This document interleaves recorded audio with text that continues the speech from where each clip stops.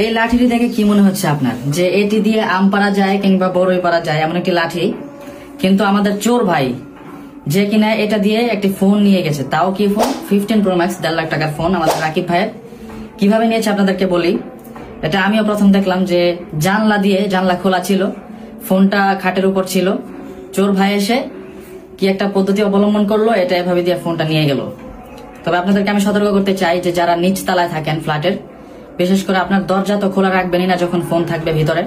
আর যদি দরজা অফও থাকে, যদি জানলা খোলা থাকে, তাহলে দেখা যাবে যে এরকম কিছু একটা পদ্ধতি অবলম্বন করে আমাদের চোর ভাইরা দেখা যাবে ফোনটাকে নিয়ে যাবে। আপনার যে শখের ফোন, আপনার প্রিয় ফোনটি আপনার হাতছাড়া হয়ে যাবে।